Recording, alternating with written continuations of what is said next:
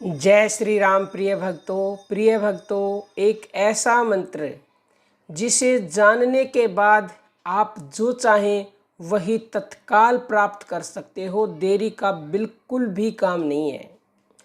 आज हम ओमकार का रहस्य, जो दुनिया का सबसे बड़ा रहस्य है, सबसे बड़ा मंत्र है, उसके बारे में जानेंगे।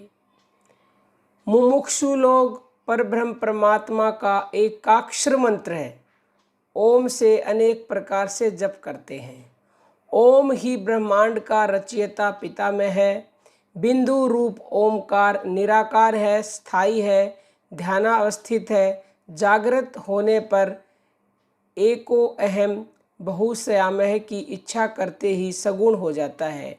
अपने ही वैभव से आकाश, वायु, अग्नि, जल और पृथ्वी, वनस्पति, श्रेष्ठ कृति, मानव उत्पन्न करता है। इस प्रकार यह समस्त ब्रह्मांड ओम का ही विस्तार है। ओम बीज रूप परब्रह्म के विस्तार को बताया है। उनमें 3 अक्षर मिले हुए हैं, ए उ मैं। इन तीनों अक्षरों के विस्तार का नाम ही ब्रह्मांड है।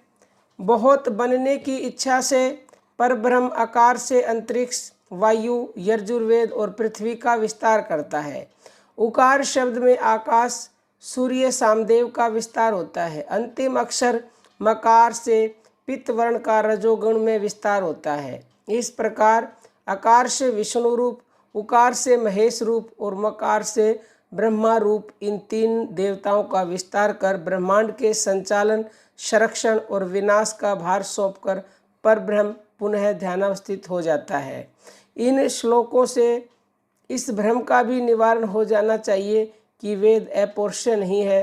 ब्राह्मण के विस्तार के साथ ही वेदों का भी परब्रह्म से ने विस्तार किया है कि ये पर ब्रह्म के निर्गुण और सगुण स्वरूप की भी पुष्टि करते हैं। अतः पित्त वर्ण है, अतः रजोगुणी है।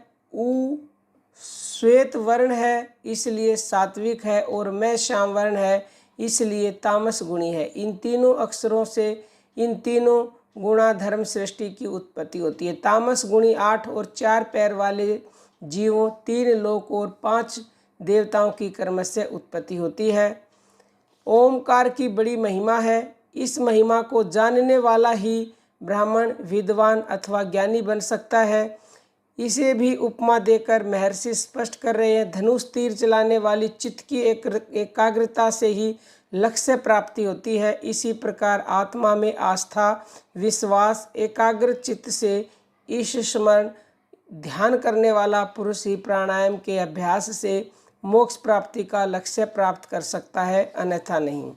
पुनः लक्ष्य भेद का ही उदाहरण प्रस्तुत कर रहे हैं। लक्ष्य भेद की एकाग्रता अन्य किसी कार्यों, विचारों को शिथिल कर देती है। दृष्टि पथ में एकमात्र लक्ष्य रहता है। इसी प्रकार ध्यान में मन की एकाग्रता लक्ष्य प्राप्ति में समर्थ बनाती है, संभव बनाती है। सभी जगत, ब्रह्मांड, देवता, स्वर, व्यंजन, भाषा, वाणी, यहाँ तक कि सभी जड़ चेतन पदार्थ भी ओमकार का ही विस्तार है। परब्रह्म से ही नियमित, संचालित और संवर्धित होते हैं। यह ओमकार ही व्यापकता है, विलक्षण शक्ति है। इसलिए ओम सूक्ष्म रूप होते हुए भी सर्वदृष्टा है, सर्वव्यापक है, संरक्षक है, सर्वकर्ता धर्ता है। संसार की सभी प्राकृतिक क्रियाएं इसी ओमकार रूप द्वारा संचालित, संपादित होती हैं। ए उ में तीनों का मिला हुआ ओम यानी ओमकार स्वरूप पापनाशक, संपत्ति दाता और मोक्ष प्रदान करने वाला है। इसलिए ध्यान के लिए सर्वश्रेष्ठ मंत्र है। तेजस्वी जलते हुए दीपक की लो सदृश ओमकार है। मंदिरों में तेज बजलेने वाले घंटों की निरंतर आवाज़ है। नाद स्वरूप है। प्राणायाम की श्वास निश्वास प्रक्रिया का अग्रभाग है।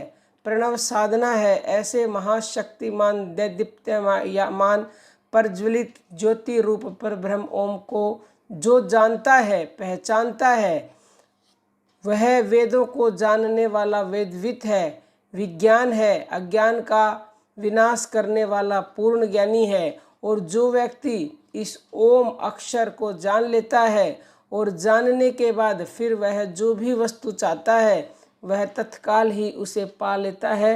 एक पल की भी देरी नहीं लगती। अब हम अपनी वाणी को विराम देते हैं। जय श्री राम प्रिय भक्तों।